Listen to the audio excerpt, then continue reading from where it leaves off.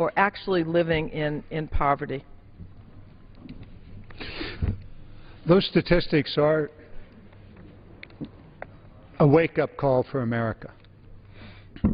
More than half the population are female, and yet our policies are not women-friendly policies. Our laws are not women-friendly laws, and we need to change that. I'd like now to ask my colleague from California, a longtime city councilwoman in the city of Los Angeles, a woman who knows these issues from her experience representing the communities in that area, and now an outstanding member of the Congress, Janice Hahn. Thank you. Appreciate, John, you taking this first hour tonight to focus on women and jobs. It's certainly an issue that we women are very aware of and have worked on a lot in our jobs, in our districts, in our homes.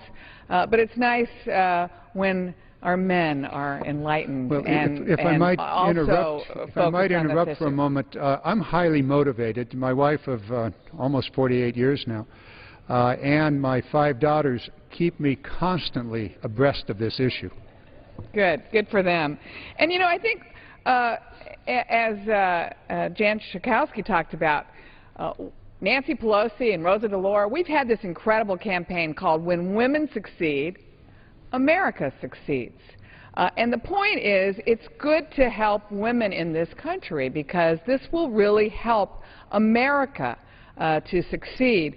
And we no longer have the kind of families that many of us watched on television in the 50s. In fact, the American family has permanently changed, and women head up more families on their own. More than half of the babies born to women ages 30 and younger are born to unmarried women, by the way, most of them white.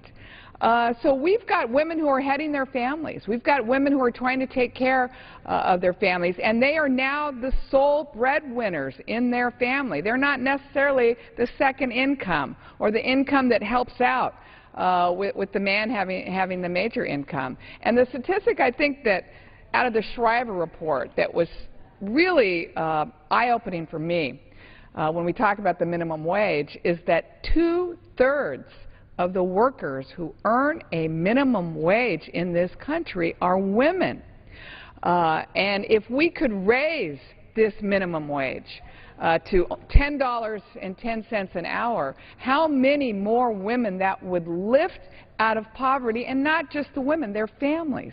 We have too many families, children, who are living on the brink, and this is so important. And the talk about women wanting sick days.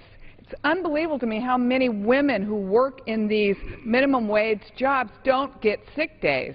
And you know how many women have the painful choice of either putting their sick child on the bus to go to school or staying home and losing a day's wages to take care of their sick child, because we don't have the kind of child care in this country that can accommodate children who are not well enough to go to school. So we have women choosing between missing a day's work, possibly if they have too many of those, they're going to lose their job, or putting a sick child on the bus to go to school. So we need to raise the minimum wage. We need to have affordable child care. We need to make sure that women have sick days that they can use either for themselves. Mostly it's never for yourself when you're a mother. You forego being sick as a mother, and you spend those days for your children. Or how many women are taking care of their parents? Even though many women have brothers in the family, it usually falls to the woman to take care of their parents when they become ill or need help being taken care of. So we've got to really focus on women, making sure they have good jobs. And by the way, our women veterans. Our women veterans in this country have the highest unemployment rate. You know, that's terrible to think that our women who have put their lives on the line for this country come home and cannot find good jobs to take care of themselves or their families. So I'm glad we're doing this tonight. I think it's an important message. I think the Shriver report that was just released really sheds light on how many women in this country are near or on the brink of living in poverty. So thank you for doing this tonight. Representative Hahn, thank you so very, very much.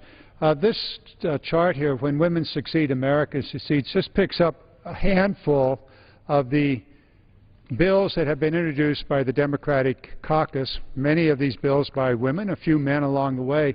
But these are the kind of things that we really ought to be dealing with here as we move, or has unfortunately failed to move, legislation.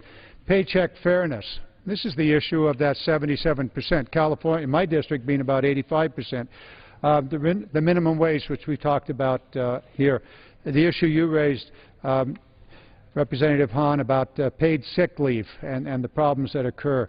The make permanent the child tax credit, which is exceedingly important in providing that income necessary to support the kid. The education issues, and I notice one of my colleagues, Mike Conda, will talk about that in a few moments. But I'd like now, and we'll pick up the rest. This one down here is one really at the bottom, Alzheimer's, and you mentioned this. The children are now taking care of their parents. Of course, the children are now in their 50s, 60s, and the parents are in the 70s, 80s, and beyond. And this issue, Alzheimer's, an overwhelming tidal wave that's coming on us. And I know that in our own home, the last 2 years of my wife's mother's life was spent in our home. And she and I, my wife and I, had night care taking care of it. Fortunately, we were able to have daycare come in. But this is a huge growing issue, one in which we need to provide ways to support the children taking care of their parents in their homes. I'd like now to turn to another colleague from Ohio, one who has often joined me here on the floor. And thank you so very, very much, Marcy, for joining us, Marcy Kaptur, who has a great deal to do with the appropriations process. Congratulations on the omnibus bill just coming out. Thank you. Thank you, Congressman Garamendi. Thank you for bringing us together, as you so often do. We're so fortunate that you're here and bringing us together as voices from the heart of America here in our nation's capital to talk about what is on the minds of the vast majority of the American people. And that relates to their family life, how they're going to survive in this economy. And in listening to the statistics that Congresswoman Schakowsky and Hahn were relating, what has happened to family life in this country, because many times, if you read articles, you see families can't hold it together. Why? Because of money. Because of their inability to hold the household together, because the jobs just vaporized. And when you have trade deficits for 30 years in our country, and we have an average of 15 factories closing every day, jobs vaporize. It doesn't matter where you live, whether it's Ohio, California, Florida, New York. American people have felt directly the impact of this global economy, and many times they can't hold the social unit of the family together. Many of the women who are supporting their children now have done so because of fallout in the economy. And what you say about the gender pay gap is absolutely there. And I was very surprised to learn in Ohio, as a result of a study done by Progress Ohio, that in fact one of the major companies, I think the largest company in our country, Walmart, employs about 4,500 people in Ohio, and of their employees, those employees that work for minimum wage, or probably less if they're part-time, bring down 23, they apply for food stamps, for SNAP assistance. So they're trying to support their families, and just those in Ohio are using $23 million in federal food support because they can't earn enough to feed their families. And this type of corporate behavior is repeated over and over and over again. So essentially what's happening is the federal government ends up subsidizing low wages because the workers can't earn enough to support their families. And I'm fortunate to have come from a working class family.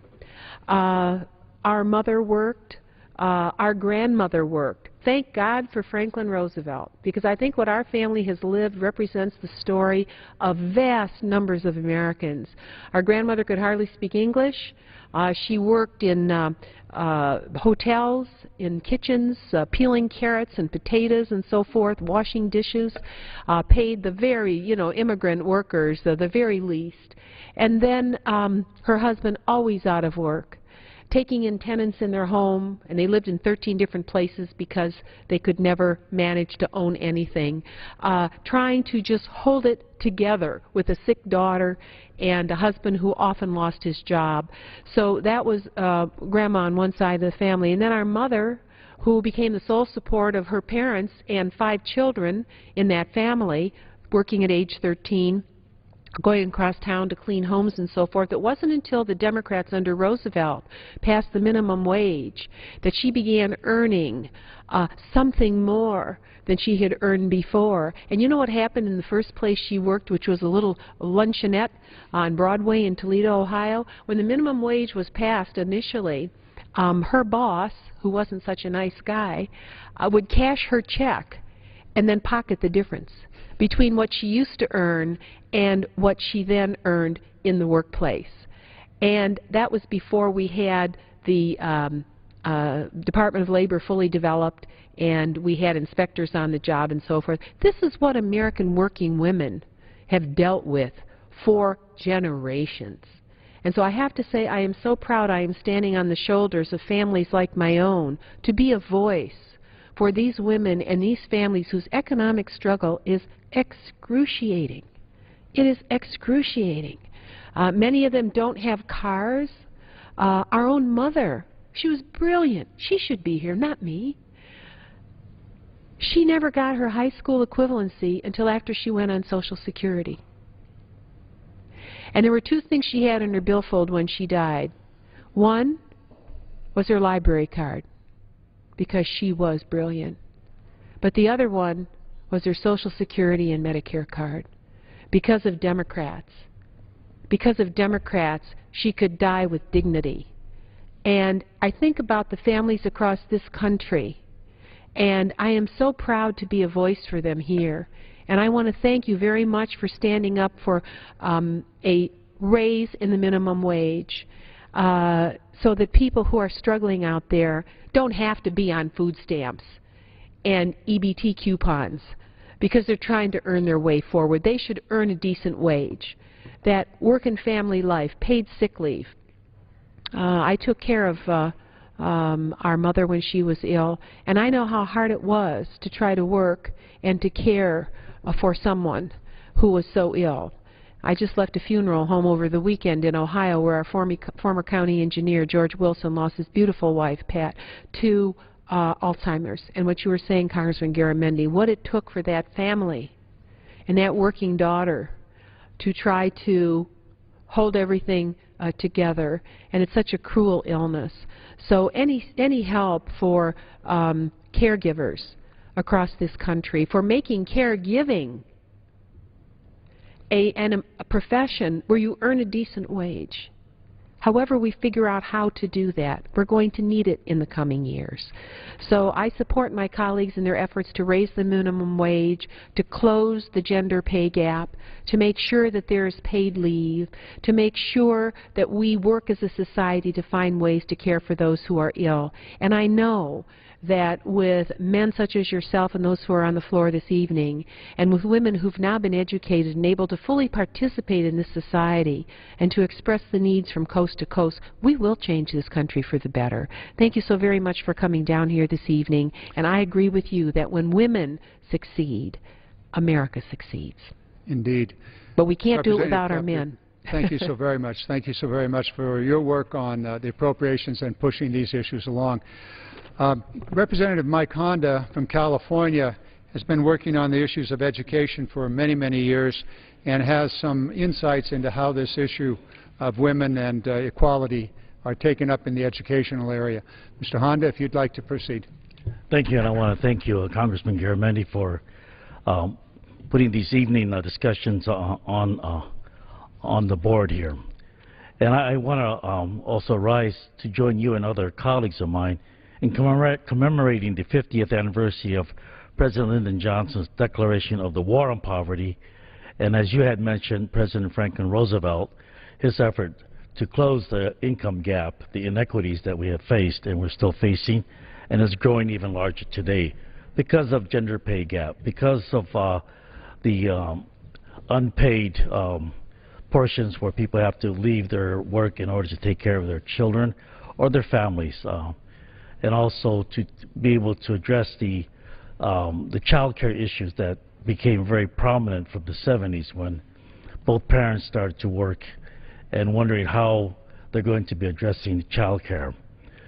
And also the caregiver support where adult children are taking care of their parents, and seeing that this is a necessity that had creeped upon our society and our community almost very quietly, and then it become an issue because of the different kinds of situations our parents are being faced, not only because of the physical ailments, but also because of the mental health ailments that they have faced. So all these things all play in part in drawing down the resources of middle-income families trying to take care of their own responsibilities, raising their own family, and also taking responsibility of their parents who are aging. In the area of education, universal pre-K education and early childhood education, both President Roosevelt and Johnson knew that education is an important tool in this war on poverty and closing the income inequity gap. Last week, I read an article in the Lexington Herald-Leader about two schools in East Kentucky, just hours apart from each other, Anchorage and Barberville, two communities about 3,000 in population. The median income household in Anchorage is more than 3.5 times larger than the median income of that of Barberville. Yet, Barberville spends only $8,000 per student, while Anchorage spends approximately $20,000 per student. Equal-sized population, only a couple of hours apart. And the question has to come up is that why is it that this country, our communities, continue to refuse to recognize the inequities in funding in our public schools? Why is that? The quality of education that our children receive should not be dependent or determined by the zip code in which they live or in which they were born. Each and every child should receive support according to their needs, not according to the zip code in which they reside. Each and every child. In the 50s, when we realized that the states were responsible for education, and the Constitution, we interpret it as the state's constitutional responsibility to move forward on education, we found that some states had a principle of separate but equal. In the 50s, we realized that that was not supportable, not constitutional. And this became an issue in our country when we were able to bring this issue to the living rooms of our country through technology, television. And upon this country becoming more aware of what was going on in the states, we moved on a federal level, we moved the communities to correct this inequity, the unconstitutionality of separate but equal in our education systems and other policies in our different communities and different states. Today, we have come to a point where we understand that equal opportunity for all children is a necessary principle. But I think, having studied education a little bit more, we should refine that principle into another principle. To wit, each and every child should receive the support according to the needs, not according to the zip codes or the median income of their parents. One of the more important steps to accomplish this and achieve equity in funding for our youngsters in the preschool and the early childhood education arena is to fully fund Head Start for each and every child.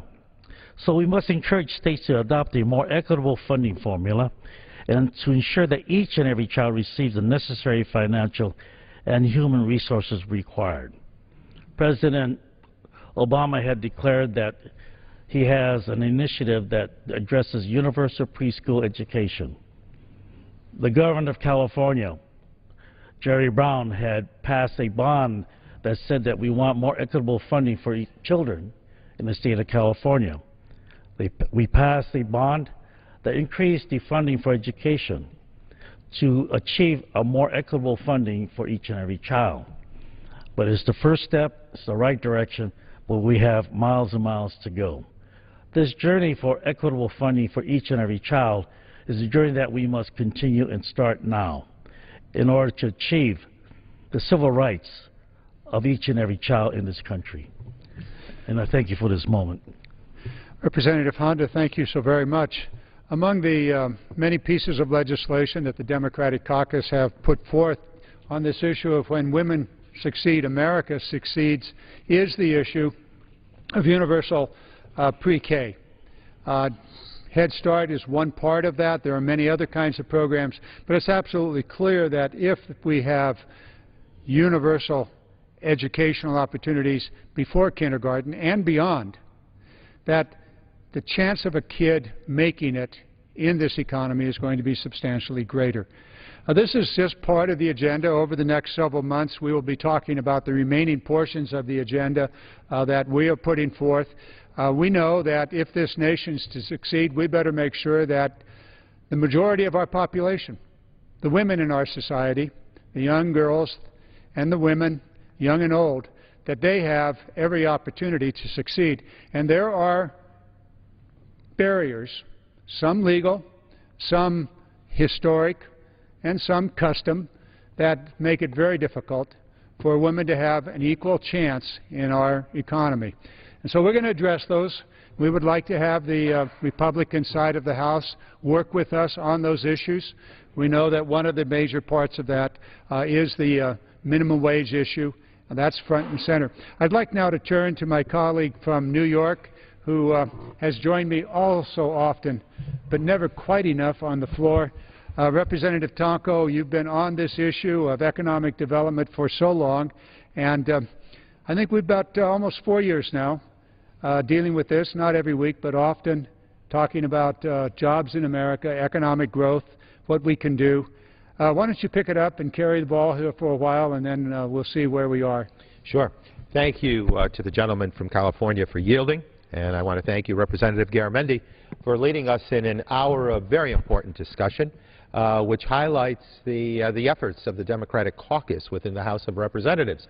And I, for one, am very proud to serve with a group of leaders, women and men, who within that Democratic caucus have a vision of where they want to take this nation, how we can address the inequality, how we can empower our economy by reaching to individuals and families across this nation with an order of social and economic justice.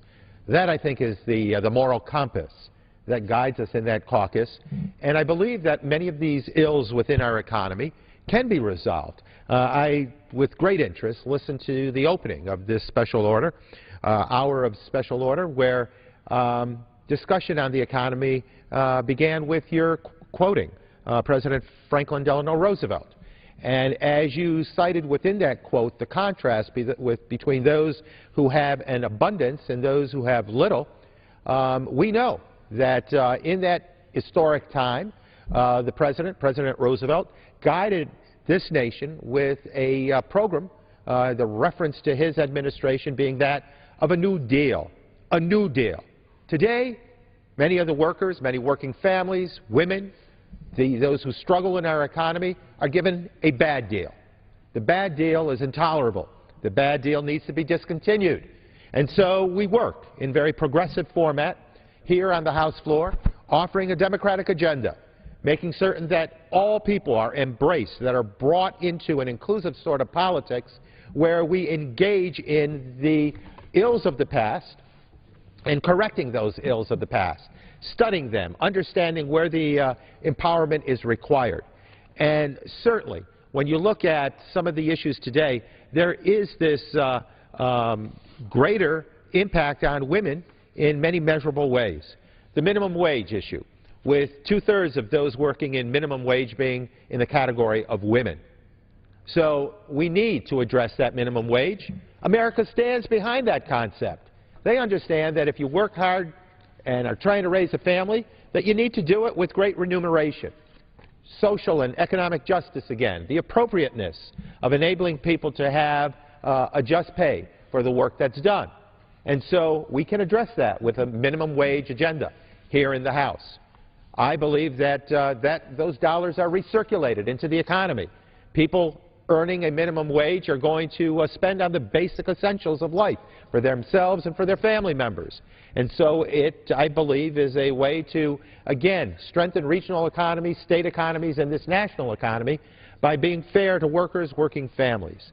There was also talk about the efforts to provide for family leave time, for sick leave, for the worthiness of providing for that undoing, removing of the stress factor within families. It is critical. It is important to quality of life, and it is the right thing, the fair thing to do. Also, I find very incredibly important the discussion today on this House floor, routinely on this House floor, about the extension of emergency unemployment insurance. Well, you know, that is something that has received a lot of attention of late, but this House is rigid in allowing, the majority of the House, the leadership of the House, is rigid in not addressing the extension of emergency unemployment insurance. Well, let me tell you, that has impacted, that denial of unemployment insurance has impacted women particularly hard, but women and men, families in general. Let me tell you about two discussions I had this weekend. I gathered with some folks from my district who are communicating with us about the need to have this done. And two individuals happened to be women, Lori and Lisa, and I and others had met, along with the local assembly member, Pat Fahey, in the Albany region of New York, met with these two individuals. We heard their story. They have been without work for nearly a year. They have been actively pursuing, sending out resumes, indicating wherever a job is possible that may fit their skill set, and they are not getting the response they require.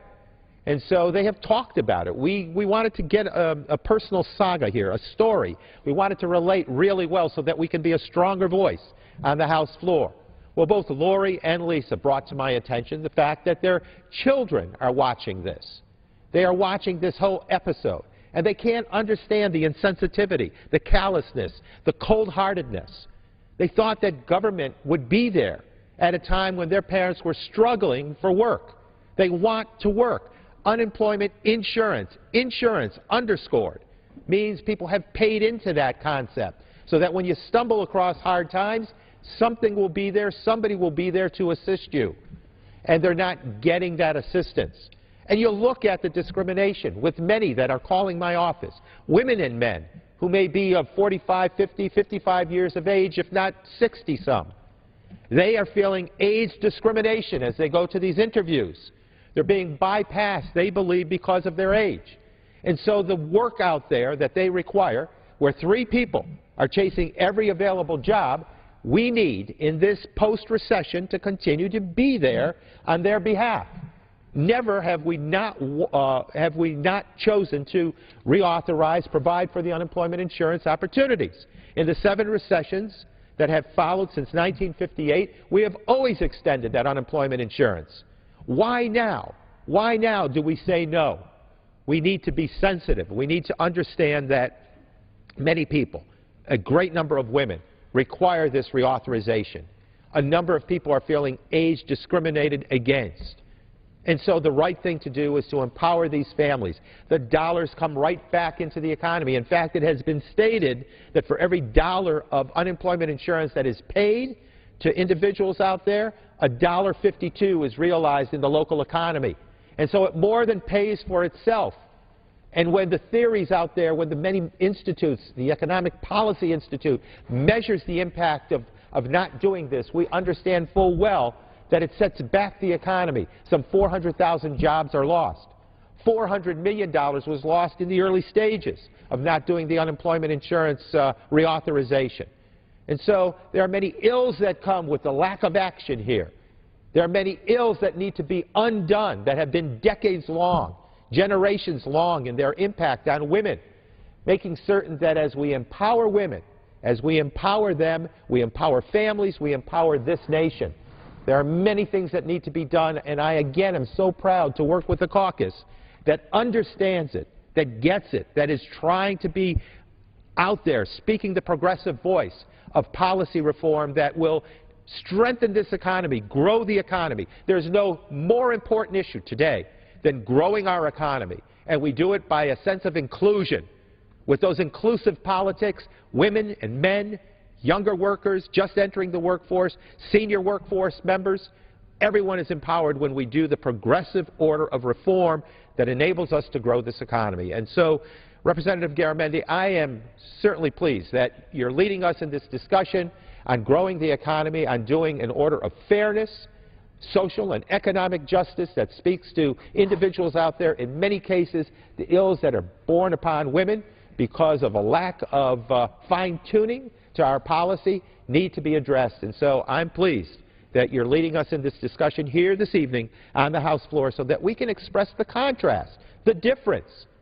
It's not everyone just holding back on progress. There are those who have an agenda that speaks to the common folk, the workers out there, the individuals, the families, the children that are empowered by quality daycare, child care services, that are empowered by a minimum wage increase, empowered by the extension of emergency unemployment insurance, by skills development programs. There's a package out there, Making It in America, that has been addressed by this caucus, by the Democratic caucus in the House, that will grow the economy and strengthen the future and provide a sense of hope. It's been done. We need to replicate history. We saw what happened when we engaged in issues like Social Security, Medicare, workers' rights, standing up for the individuals out there in order to provide for the remuneration that they require and deserve. That's respect, and that is providing hope for America's working families. So let's hope we can move forward with a progressive agenda for this nation's working families. And with that, I yield back to the gentleman of California. Mr. Tonko, I knew that I would enjoy listening to you. The passion, the knowledge, the intensity that you bring to this issue is critically important. You've worked at these issues for a long time, and I want to talk, just wrap up the unemployment insurance issue with going back to where I started here some time ago. Again, in early December, a jobs fair in Fairfield, California. Nearly 1,000 people came to it, 50 employers. More than half of the people in this line are women. I could probably go down through this line. I remember a conversation with a couple of the women here, and they were on unemployment insurance. Now, unemployment insurance actually started with the New Deal. It was part of the effort to deal with poverty in America, and it was an insurance program, a program into which the employer and the employee pay for insurance for the employee should there be a layoff, should there be unemployed, should that individual be unemployed. It is an insurance program. It is not a welfare program, an insurance program. But if I were to go back down this line and talk to each one of these individuals, probably maybe 15% of them have lost their unemployment insurance because the House of Representatives has refused to extend the long-term unemployment insurance. So where are they today? They're without a job because, as you said, Mr. Tonko, for every job available in America today, there are 3 people looking for that job. So 2 are going to go without the employment. Minimum wage doesn't count because they yet don't have a job. We need to develop a jobs program, and we need to extend that unemployment because these women are mothers of children that now have a family with no income. No unemployment insurance. The food stamps, the proposal on this floor by our colleagues was to cut the food stamp program by $40 billion. So where will the food come from? not from the SNAP, which is the new name for the food stamp program, supplemental nutrition program. That's going to be cut. Hunger in America. Among children, 1 in 4 children go hungry. And we're adding to it. We're adding to that number today by the refusal to extend the unemployment insurance. Some 72,000 people will lose their long-term unemployment insurance each month as this rolls along, each week. Thank you, Mr. Tonko.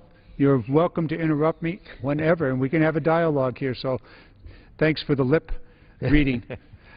Each week, 72,000 people. At the end of the year, another 3.5 million will have lost their unemployment insurance. Will they have a job? They could have a better opportunity for a job if we carried out the President's Jobs Program. And let's spend the next, I think we got about 10 minutes or so. Let's spend some time on that. I'm going to put up one of my favorite and often used charts here. Mr. Tonko, you'll recognize this. Absolutely. It's the Make It in America chart. It's the revitalization of manufacturing in the United States. And I could probably give your speech on the industrialization of the state of New York. I'll let you do it, however. But these are the issues that we think are critical. We have spent most of this night talking about this one, labor. Last week I said we would pick this up, and we are, and particularly focused on women in the labor force. But here it is, trade policies, international trade. I gave a speech this morning on the maritime industry, the decline of the maritime industry, the necessity of maintaining it. We are a maritime nation. We have oceans surrounding us, whether it's the Arctic Ocean, the Pacific Ocean, the Caribbean, or the Atlantic Ocean. So it's trade issues, tax policies. Why do we continue to subsidize the wealthiest industries in this world? The oil industry. Why do we continue to subsidize the oil industry? Energy policy. Fortunately, we're having a good run on the energy issues, and we'll come back and talk about that. Mr. Honda talked about educational policy, research and infrastructure. These are the elements of the Make It in America agenda, and when we use our tax money to buy American-made equipment, really good things happen. Americans go to work. In my district, or just on the edge of my district in Sacramento, Siemens, that huge German manufacturing company, opened a manufacturing plant to build 100% American-made locomotives for the first time in generations because in the stimulus bill, a sentence was added to the support for Amtrak. And that sentence said, these locomotives will be 100% American-made. A German company said, oh, $600–700 million contract, we'll make them in America. And so all across this nation, manufacturing companies are now participating in the construction of 100% American-made locomotives using American taxpayer money. There's a key here. Mr. Tonko, I know you get really excited about this issue, as you were about poverty and equality in America just a moment ago. Why don't you pick this up and carry it for a while? And I thank again the gentleman from California for yielding. The Make It in America program, the concept of that is a very strong domestic agenda. In and of itself, it has great merit. But let's put that into the context of a bigger picture, and that is the international sweepstakes for the economy, for landing jobs. You know, many of us can recall the global race on space in the 60s, and it was critical to win that race. We had come off a failing moment with Sputnik, dusted off our backside and said, never again. So this nation committed with passionate resolve that we would win that global race on space. That was just two nations, U.S. versus USSR.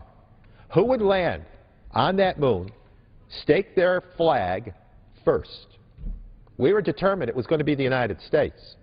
And a rather youthful president led a nation, again with passionate resolve, so that we had dollars for training, for research, for education, for equipment, And we were going to win that race, and we did.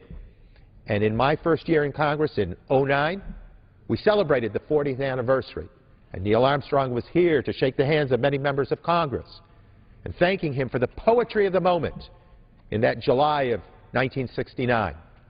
It was more than the one small step for man, one giant step for mankind, the poetry of the moment. It was the unleashing of untold amounts of technology that impacted communications, energy generation, healthcare. Across the gamut of job creation, technology entered in.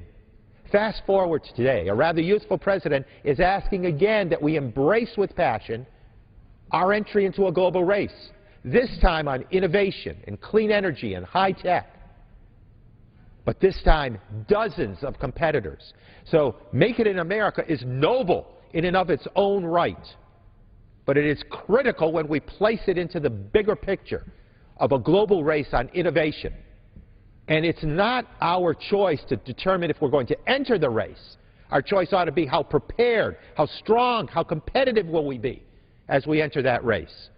And that requires education, higher ed, skills development, energy costs, innovation of all sorts. That comes with the passion of reform. And so we need an agenda like that presented with Made in America that addresses the needs of the workers, that speaks to the empowerment that comes with research, which equals jobs. For us to have that pioneer spirit, which I believe is in the DNA of America and her workers, we need to embrace that pioneer spirit and move forward. Now, Representative Garamendi is going to joke that I always talk about the donor area that the 20th Congressional District of New York is and was to the development of the Industrial Revolution in this nation. But the Erie Canal made a port out of a little town called New York and then developed into the birthing of a necklace of communities called mill towns that became the epicenters of invention and innovation. We need that same spirit to be embraced today with this out-of-the-box thinking, where we can bring about the best of America and provide hope for workers, for families across this nation, and to do it in a way that allows us to win this given race, this global race on innovation. Whoever wins this race, as President Obama has been quoted oftentimes, will be the kingpin of the international economy. That is an important assignment to this House, the House of Representatives. It's an important assignment to Congress. It's an important challenge to all of us as Americans to commit to that agenda of investing in America so that our best days lie ahead. And I'm convinced that with this sort of progressive thinking, our best days lie ahead, and that we deliver hope to the doorsteps of individuals and families across this nation with a vision of how we can win this next order of global competition. Representative Tonko, once again, you've laid it out very, very clearly, the challenge that we have. There's 435 of us here in the House of Representatives. I think we're a little lower than that because of some retirements. But let's just say 435 and 100 members of Congress, together with the President, we set the national policy, we set the national agenda. And frankly, at the moment, the agenda is one that is stalled out. We have been prevented from pushing forward an aggressive agenda such as you've described. Those elements, research, education, manufacturing, infrastructure, the role of labor, particularly the role of women in the labor force, those issues are roadblocked. There's a stop sign that's been put up here in the House of Representatives that basically says we shouldn't do any of that, that government has no role in any of those issues. I would challenge that philosophy. I would challenge that philosophy with the Founding Fathers. Our colleagues on the right often talk about we ought to do what the Founding Fathers did. Well, one of the things that George Washington, one of the Founding Fathers, did was to turn to Alexander Hamilton and say, develop a strategy for American manufacturing, building the American economy. Hamilton went off, probably talked to a few people, came back with a lengthy report, which you will never see nowadays, which are like maybe 30 pages. and in that document laid out a strategy for building the American economy. Interestingly, guess what he talked about? He talked about trade, talked about infrastructure. Among the infrastructure that was specifically in the plan that Hamilton presented to George Washington, who then presented it to the Congress, was canals. Shortly, about, 30 years later, the Erie Canal. Here in Washington, the Chesapeake Canal, the canal on the Potomac River. He talked about roads, talked about ports. Those were the infrastructure projects of the day. The Constitution, by the way, says the federal government must maintain and build postal roads. Infrastructure. We talk about that nearly all the time we're here. Research.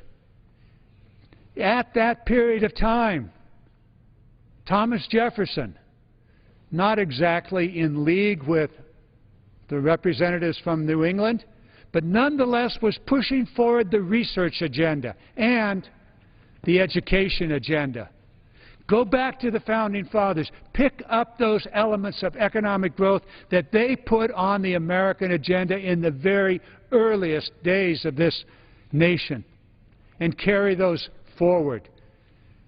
We're not a shy country, but if one would look at the policies emanating from the Congress today, you would think that we are a country that does not envision the necessity of grabbing the strength of the past and using those elements that have created the economic growth and pushing them forward. We can and we must do this. And as we do it, I want to go back to where we started today's discussion. And that is, we started this discussion with the role of women in our economy. 77 cents. 77 cents. Equal pay? No, no. A man will earn $1 and a woman at the same job, same skill set, same tenure in the job will earn 77 cents across this nation. In my own district, it's 85 cents. A woman working full-time at a minimum wage cannot earn enough money in this nation to feed her child and pay the rent. A woman in this nation with a child, she has a job, child gets sick, faced with a dilemma. We need to address these issues, and we must keep in mind the Make It in America agenda, the jobs agenda that we push forward, and we must always remember that when women succeed, America will succeed. With that, I thank my colleagues, Mr. Tonko, I thank Mr. Honda, the three women that joined us earlier, Mrs. Kaptur, Ms. Hahn, Mr. Koski, for bringing this message to the American people and to our colleagues here on the floor. Mr. Tonko, would you like to wrap? Well, I will just indicate that not far from the 20th Congressional District in upstate New York is the Women's Hall of Fame. And just recently, our leader, the Minority Leader, Nancy Pelosi, was inducted into that Hall of Fame. And we think of the stories of women in the chronicles of American history, women who struggled with embraced sacrifice and struggle to make a difference. Think of what happens when we empower the inequitable outcomes that they have journeyed through over the course of our history. Think of the empowerment that comes. So with the vision of progressive orders of reform, our best days lie ahead. And we can deliver that hope that we're challenged to deliver. So it's been tremendous speaking with you and our colleagues on the floor here this evening. Let's move forward and provide that hope to America's working families. Mr. Speaker, we thank you for the hour, and I yield back the time.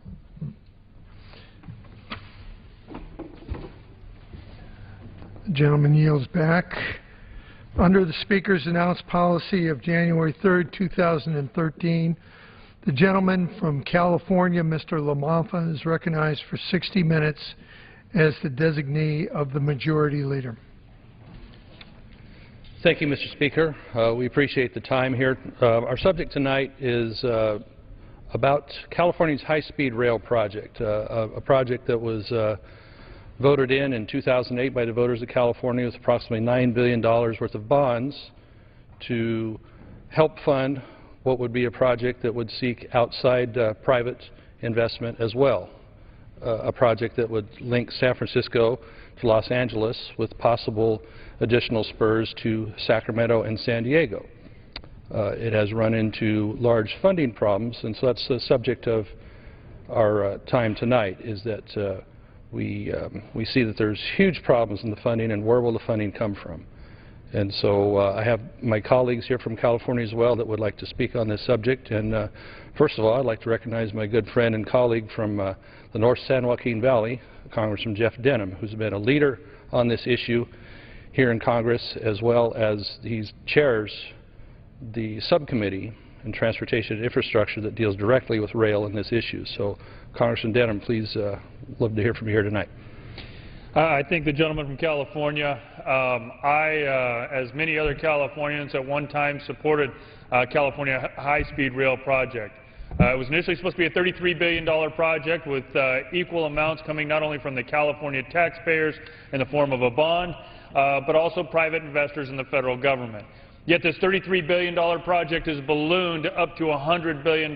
So what do they do for cost controls?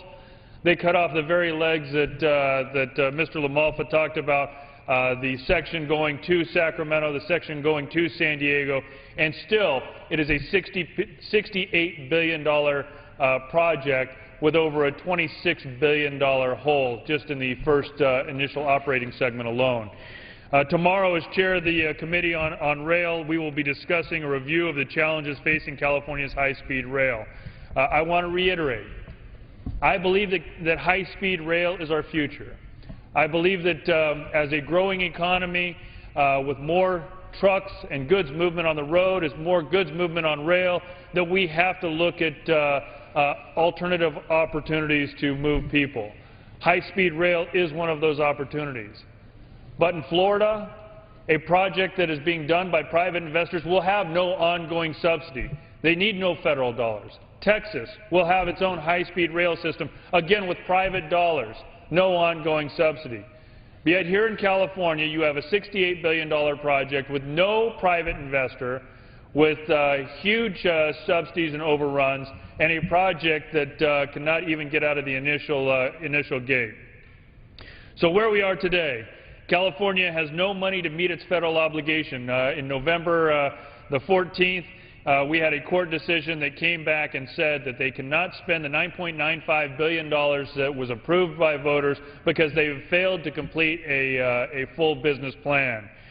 So with no dollars available, the governor came out this week and said that we're going to have $250 million used by cap-and-trade dollars. Cap-and-trade dollars that were supposed to be used for an environmentally friendly project, yet this project is going to be a net polluter for at least the next 30 years. So how he can come up with the legality of using these cap-and-trade dollars, I think, is in question. But I think the bigger issue is a timing issue. $180 million is due April 1. The Anti-Deficiency Act says that the state has to have its first set of matches, and that 50-50 match is due April 1. Yet the legislature is not even going to vote on this new budget and this theoretical $250 million in funds until at the earliest late June. California budgets usually come in August. And I think it's a real question on whether liberals and conservatives can agree on whether or not this money, this environmental money, will be used on high-speed rail. But specifically on the operating segment itself, the judges said that not only do they need to come up with the money on this initial construction segment, which stops in Bakersfield, so now we're going to have two sets of rail that stop in Bakersfield, and then you have to get on a bus to get across the Tehachapi's. But they don't even have the funding for the initial operating segment, which goes all the way to Palmdale. You won't be able to get the speeds that they need going around instead of through the Tehachapi's, and they have a $20 billion funding gap in that first segment. So some real questions. Are they going to meet the timeline of April 1? Is the cap-and-trade dollars actually legal? And third, this huge funding gap, where does that money come from? And I think the federal taxpayers across the nation need to be asking the question that if you're going to subsidize all of California's high-speed rail project, where does that the matching dollars come from? If they could use the $9.95 billion, it's still not enough money. So if California can't come up with the federal match, what are the teeth that the federal government has to come to be able to hold California up to that federal obligation? We have some real questions that are going to be coming out tomorrow. The FRA has altered its approach. Once they realized that they couldn't do a 50-50 match, they went to a tapered match. Means that federal government's going to come in with their money first, and then hopefully someday the state will come up with its matching dollars in a tapered manner. That tapered manner is coming through April 1. That's when that first $180 million is obligated. But I think the real question is who's making these decisions. If did this go all the way up to the president? Was the past Department of Transportation Secretary or the new Department of Transportation Secretary involved in this decision? And if California can't come up with this tapered match, will they once again adjust this outside of Congress a second time? So we have some real questions on what those legalities are. The next question would be the contingencies. What are the contingencies for the federal government to recoup its taxpayer dollar if California defaults on its obligation? We have some real priorities in California. And as the Central Valley continues to suffer with a drought, as our schools continue to lag behind, as our public safety dollars continue to get robbed, is this the best use of our money? And should we be investing in something that, unlike Texas and Florida, has no private investors, has no state match, has a lot of funding questions that need to be answered before we move forward? And with that, I yield back to the gentleman from California. Thank you, Congressman Denham. Indeed, the more time that goes by on this issue, the more problems and flaws are exposed in this. This was a measure that passed in 2008, put in front of the voters, known as Prop 1A at the time, that passed by a 52 to 48% margin. I think the voters were sold something completely different than what we're actually seeing as Californians in the project. Congressman Denham mentioned the prices ballooned from approximately what people saw on the ballot of $33 billion for that initial San Francisco to LA segment. Just 1 year later, it was revised up after the voters had voted on it to $42 billion. And then we saw that the Sacramento segment, the San Diego segments were dropped off as even options. Interestingly, we've all been in the state legislature, Congressman Denham, myself, and another gentleman will be speaking here in a moment, and we saw these numbers go past us at the time. And at a hearing that was held in the California State Senate in November of 2011, it was finally exposed that their numbers were way off, and they admitted that the project that voters expected would be right near $100 billion to do the San Francisco to Los Angeles segment, if it was going to be truly high-speed rail from port to port. And also, during that time, in order to build up and say what an economic boom it would be, they were advertising 1 million jobs would be created by this. We pinned them down in that Senate hearing that it wasn't really 1 million jobs. It was a term called 1 million job years, which really translates out to perhaps 20,000 jobs of building the entire system. So we've seen a lot of very creative, I would say phony numbers on cost, on benefit, and even some of the very highly optimistic ridership numbers as well. So Congressman Denham, what does that mean in your district here as far as what do you really think the jobs would translate out to, and then what are some of the impacts on the property involved as well? Well, certainly one of the big concerns right now is where are these jobs? These were stimulus dollars that were supposed to be ready for shovel-ready projects 5 years ago. 5 years ago, and still not one shovel is in the ground, not one job is created. Now, unlike Texas and Florida that are creating jobs, that are putting the infrastructure in, certainly in California they could come up with a better plan. They could go along the I-5 corridor. They could use existing rail corridor that has been abandoned. There are other opportunities if they truly want to cut costs. But if they don't want to change and they don't want to revise their budget and they have no private investor, the question still remains, what obligation do you have to go back to the California taxpayer? You're obligating the California taxpayer for nearly $10 billion, and you are not fulfilling the Prop 1A guarantee that they voted on. So at a certain point, I believe that we have to force the California High-Speed Rail Authority to go back to the voters and seek approval. Change your plan, go back to the voters, and let the voters decide. Indeed. I attempted that in 2012 with legislation at the time called SB 985 in California to place that back in front of the voters, give people the option, now that they have more information, to say, do they